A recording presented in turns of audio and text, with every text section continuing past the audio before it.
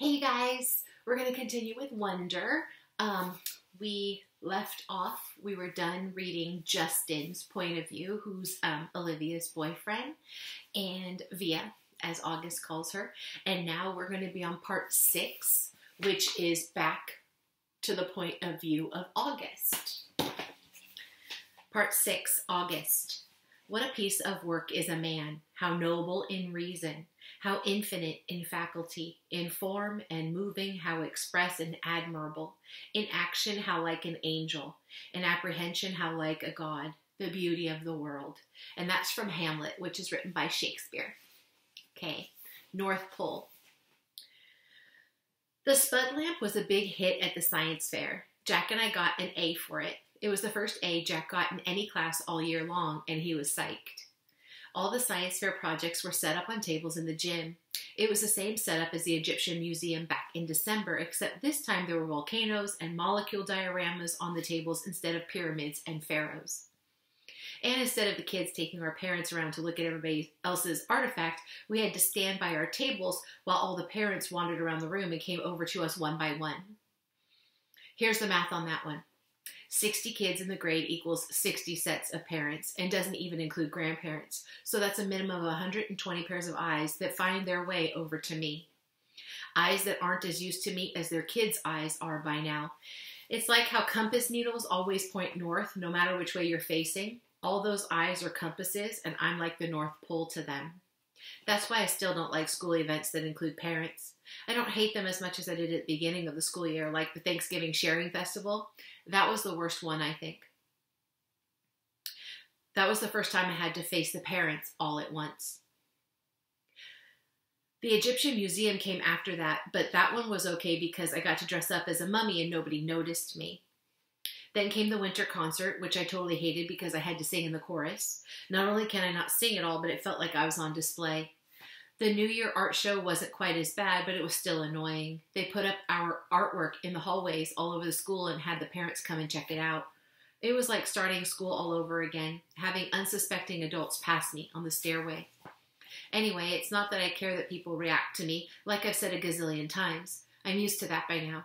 I don't let it bother me. It's like when you go outside and it's drizzling a little. You don't put on boots for a drizzle. You don't even open your umbrella. You walk through it and barely notice your hair getting wet.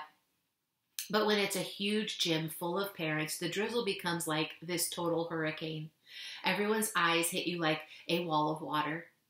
Mom and Dad hang around my table a lot, along with Jack's parents. It's kind of funny how parents actually end up forming the same little groups their kids form.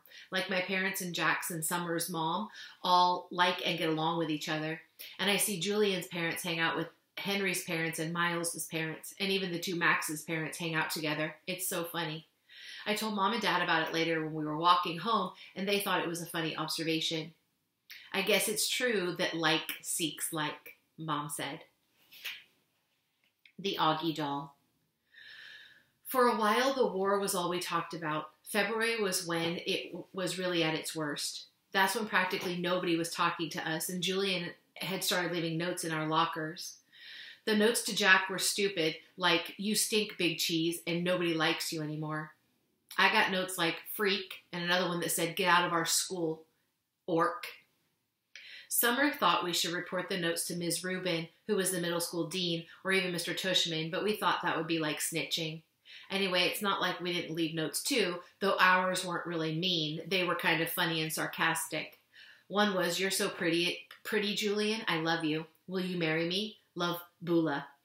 Another one was, "Love your hair. XOXO, Bula." Another was, "You're a babe. Tickle my feet. XO, Bula." Bula was a made-up person that me and Jack came up with. She had really gross habits, like eating the green stuff in between her toes and sucking on her knuckles. And we figured someone like that would have a real crush on Julian, who looked and acted like somebody in a Kids Bop commercial. There were also a lot of times in February when Julian, Miles, and Henry played tricks on Jack. They didn't play tricks on me, I think, because they knew that if they got caught bullying me, it would be big-time trouble for them. Jack, they figured, was an easier target. So one time they stole his gym shorts and played monkey in the middle with them in the locker room. Another time, Miles, who sat next to Jack in homeroom, swiped Jack's worksheet off of his desk, crumpled it in a ball, and tossed it to Julian across the room. This wouldn't have happened if Ms. Petosa had been there, of course, but there was a substitute teacher that day, and subs never really know what's going on. Jack was good about this stuff. He never let them see he was upset, though I think sometimes he was. The other kids in the grade knew about the war, except for Savannah's group. The girls were neutral at first, but by March they were getting sick of it, and so were some of the boys. Like another time when Julian was dumping some pencil sharpener shavings into Jack's backpack, Amos, who was usually tight with them, grabbed the backpack out of Julian's hands and returned it to Jack. It was starting to feel like the majority of boys weren't buying into Julian anymore.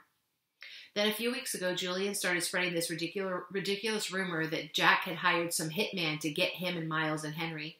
This lie was so pathetic that people were actually laughing about him behind his back. At that point, any boys who had still been in on his side now jumped ship and were clearly neutral. So by the end of March, only Miles and Henry were on Julian's side, and I think even they were getting tired of the war by then. I'm pretty sure everyone stopped playing the plague game behind my back too. No one really cares if I bump into them anymore, and people borrow my pencils without acting like my pencil has cooties. People even joke around with me now sometimes. Like the other day I saw Maya writing a note to Ellie on a piece of ugly doll stationery. And I don't know why, but I just kind of randomly said, "Did you know the guy who created the ugly dolls based them on me?" Maya looked at me with her eyes wide open like she totally believed me. Then when she realized I was only kidding, she thought it was the funniest thing in the world. "You are so funny, August," she said. And then she told Ellie and some of the other girls what I had just said, and they all thought it was funny too. Like at first they were shocked, but then when they saw that I was laughing about it, they knew it was okay to laugh about it too. And the next day I found a little ugly doll keychain sitting on my chair with a nice little note from Maya that said, "For the nicest Augie doll in the world, XO, Maya." 6 months ago, stuff like that would never have happened, but now it happens more and more. Also, people have been really nice about the hearing aids I started wearing. I think it says Lobot. Ever since I was little, the doctors told my parents that someday I'd be needing hearing aids. I don't know why this always freaked me out a bit. Maybe because anything to do with my ears bothers me a lot. My hearing was getting worse, but I hadn't told anyone about it. The ocean sound that was always in my head had been getting louder. It was drowning out people's voices, like I was underwater. I couldn't hear teachers if I sat in the back of the class, but I knew if I told Mom and Dad about it, I'd end up with the hearing aids, and I was hoping I could make it through the 5th grade without having that happen. But then in my annual checkup in October, I flunked the audiology test, and the teacher was like, "Dude, it's time." And he sent me to a special ear doctor who took impressions of my ears. Out of all my features, my ears are the ones I hate the most. They're like tiny closed fists on the side of my face. They're too low on my head, too. They look like squashed pieces of pizza dough sticking out at the top of my neck or something. Okay, maybe I'm exaggerating a little, but I really hate them. When the ear doctor first pulled the hearing aids out for me and Mom to look at, I groaned. "I am not wearing that thing," I announced, folding my arms in front of me. "I know they probably look kind of big," said the ear doctor, "but we had to attach them to the headband because we had no other way of making them so they'd stay in your ears." See, normal hearing aids usually have a part that wraps around the outer ear to hold the inner bud in place, but in my case, since I don't have outer ears, they had to put the earbuds on this heavy-duty headband that was supposed to wrap around the back of my head. "I can't wear that, Mom," I whined. "You'll hardly notice them," said Mom, trying to be cheerful. "They look like headphones." "Headphones? Look at them, Mom," I said angrily. "I'll look like Lobot." "Which one is Lobot?" said Mom calmly. "Lobot?" The ear doctor smiled as he looked at the headphones and made some adjustments. "The Empire Strikes Back, the bald guy with the cool bionic radio transmitter thing that wraps around the back of his skull." "I'm drawing a blank," said Mom. You know Star Wars stuff?" I asked the ear doctor. "No Star Wars stuff," he answered, slipping the thing over my head. "I practically invented Star Wars stuff." He leaned back in his chair to see how the headband fit and then took it off again. "Now, Augie, I want to explain what all of this is," he said, pointing to the different parts of one of the hearing aids. "This curved piece of plastic over here connects to the tubing on the ear mold. That's why we took those impressions back in December, so that this part that goes inside of your ear fits nice and snug. This part here is called the tone hook, okay? And this thing is the special part we've attached to the cradle here." "The Lobot part?" I said miserably. "Hey, Lobot is cool," said the ear doctor. "It's not like we're saying you're going to look like Jar Jar, you know? That would be bad." He slid the earphones on my head again carefully. "There you go, August. So how's that?" Totally uncomfortable, I said. You'll get used to them very quickly, he said. I looked in the mirror. My eyes started tearing up. All I saw were these tubes jutting out from either side of my head like antennas. Do I really have to wear this, Mom? I said, trying not to cry. I hate them. They don't make any difference. Give it a second, buddy, said the doctor. I haven't even turned them on yet. Wait until you hear the difference. You'll want to wear them. No, I won't. And then he turned them on. Hearing brightly. How can I describe what I heard when the doctor turned on my hearing aids? Or that I didn't hear? It's too hard to think of words. The ocean just wasn't living inside my head anymore. It was gone. I could hear sounds like shiny lights in my brain. It was like when you're in a room where one of the light bulbs on the ceiling isn't working, but you don't realize how dark it is until someone changes the light bulb, and then you're like, whoa, it's so bright in here. I don't know if there's a word that means the same as bright in terms of hearing, but I wish I knew one because my ears were hearing brightly now. How does it sound, Augie, said the ear doctor. Can you hear me okay, buddy? I looked at him and smiled, but I didn't answer. Sweetie, do you hear anything different? Said Mom. You don't have to shout, Mom. I nodded happily. Are you hearing better? Asked the ear doctor. I don't hear that noise anymore, I answered. It's so quiet in my ears. The white noise is gone, he said, nodding. He looked at me and winked. I told you you'd like what you heard, August. He made more adjustments on the left hearing aid. Does it sound very different, love? Mom asked. Yeah, I nodded. It sounds lighter. That's because you have bionic hearing now, buddy, said the ear doctor, adjusting the right side. Now touch here. He put my hand behind the hearing aid. Do you feel that? That's the volume. You have to find the volume that works for you. We're going to do that next. Well, what do you think? He picked up a small mirror and had me look in the big mirror at how the hearing aids looked from the back. My hair covered most of the headband. The only part that peeked out was the tubing. Are you okay with your new bionic Lobot hearing aids? The ear doctor asked, looking in the mirror at me. Yeah, I said. Thank you. Thank you so much, Dr. James, said Mom. The first day I showed up at school with the hearing aids, I thought kids would make a big deal about it, but no one did. Summer was glad I could hear better, and Jack said it made me look like an FBI agent or something. But that was it. Mr. Brown asked me about it in English class, but it wasn't like, what the heck is that thing on your head? It was more like, if you ever need me to repeat something, Augie, make sure you tell me, okay? Now that I look back, I don't know why I was so stressed about it all this time. Funny how sometimes you worry a lot about something, and it turns out to be nothing. Via's secret. A couple of days after spring break ended, Mom found out that Via hadn't told her about a school play that was happening at her high school the next week, and Mom was mad.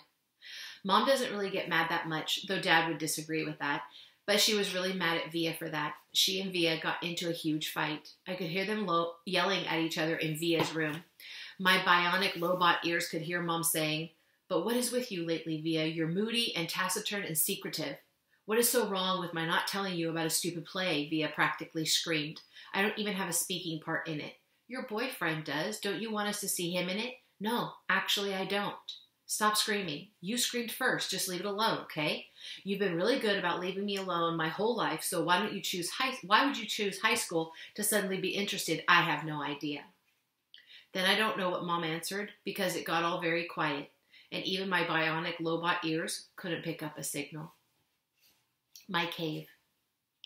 By dinner, they seemed to have made up. Dad was working late. Daisy was sleeping. She had thrown up a lot earlier in the day, and Mom made an appointment to take her to the vet the next morning. The three of us were sitting down and no one was talking. Finally, I said, "So are we going to see Justin in a play?" Via didn't answer but looked down at her plate. "You know, Augie," said Mom quietly, "I hadn't realized what play it was, and it really isn't something that would be interesting to kids your age." "So I'm not invited," I said, looking at Via. "I didn't say that," said Mom. "It's just I don't think it's something you'd enjoy." "You'd get totally bored," said Via, like she was accusing me of something. "Are you and Dad going?" I asked. "Dad'll go," said Mom. "I'll stay home with you." "What?" Via yelled at Mom. "Oh, great. So you're going to punish me for being honest by not going?" "You didn't want us to go in the first place, remember?" answered Mom. "But now that you know about it, of course I want you to go," said Via. "Well, I've got to weigh everyone's feelings here, Via," said Mom. "What are you two talking about?" I shouted. "Nothing," they both snapped at the same time. "Just something about Via's school that has nothing to do with you," said Mom. "You're lying," I said. "Excuse me," said Mom, kind of shocked. Even Via looked surprised. "I said you're lying," I shouted. "You're lying." I screamed at Via, getting up. "You're both liars. You're both lying to my face like I'm an idiot." Sit down, Augie, said Mom, grabbing my arm. I pulled my arm away and pointed at Via. You think I don't know what's going on, I yelled. You just don't want your brand new fancy high school friends to know your brother's a freak. Augie, Mom yelled. That's not true. Stop lying to me, Mom, I shrieked. Stop treating me like I'm a baby. I'm not retarded. I know what's going on. I ran down the hallway to my room and slammed the door behind me so hard that I actually heard little pieces of the wall crumble inside the door frame. Then I plopped onto my bed and pulled the covers up over me.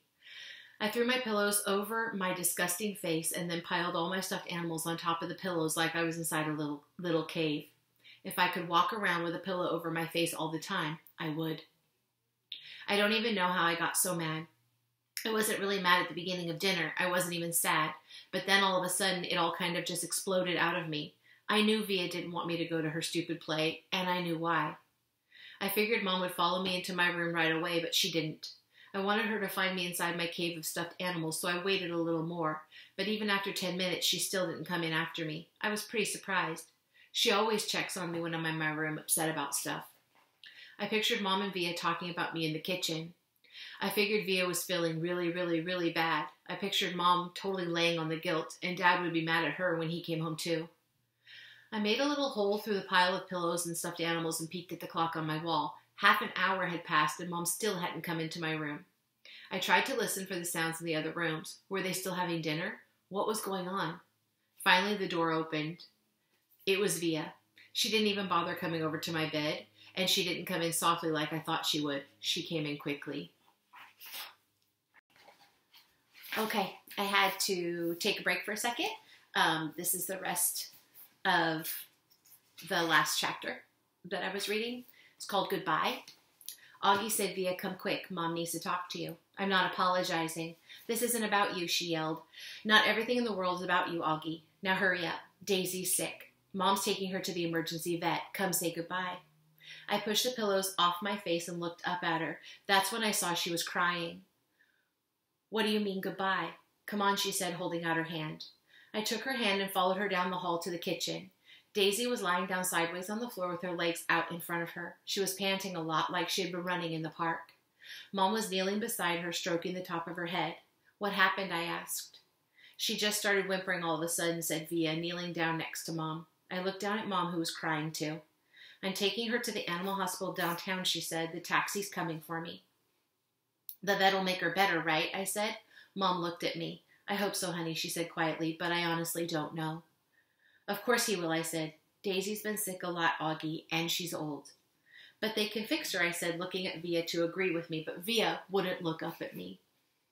Mom's lips were trembling. I think it might be time we say goodbye to Daisy, Augie. I'm sorry. No, I said. We don't want her to suffer, Augie, she said. The phone rang. Via picked it up and said, okay, thanks, and then hung up. The taxi's outside, she said, wiping her tears with the back of her hands. Okay, Augie, open the door for me, sweetie, said Mom, picking Daisy up very gently, like she was a huge droopy baby. Please no, Mommy, I cried, putting myself in front of the door. Honey, please, said Mom, she's very heavy. What about Daddy, I cried. He's meeting me at the hospital, Mom said. He doesn't want Daisy to suffer, Augie. Via moved me away from the door and held it open for Mom. My cell phone's on if you need anything, Mom said to Via. Can you cover her with a blanket? Via nodded, but she was crying hysterically now. Say goodbye to Daisy, kids, Mom said, tears streaming down her face. I love you, Daisy, Via said, kissing Daisy on the nose. I love you so much. Bye, little girlie, I whispered into Daisy's ear. I love you. Mom carried Daisy down the stoop. The taxi driver had opened the back door and we watched her get in. Just before she closed the door, Mom looked up at us standing by the entrance to the building and she gave us a little wave. I don't think I've ever seen her look sadder. I love you, Mommy, said Via. I love you, Mommy, I said. I'm sorry, Mommy. Mom blew a kiss to us and closed the door. We watched the car leave and then Via closed the door. She looked at me a second and then she hugged me very, very tight while we both cried a million tears. Okay, so I had to stop the recording because I wasn't ready for that chapter. I haven't read it before, so I didn't know about the dog. So you know me. You know that I find it hard when things are sad. So I had to be sad for a second and then figure out how I was going to read it to you guys. I'm going to be honest and tell you it took me 6 times to record it for you without just sitting here sobbing. You know how I am. So that's that chapter, and we will read more tomorrow. It's got to get better, right? Okay. So I miss you guys, and I hope you're having a good spring break, and I will talk to you again tomorrow. Bye.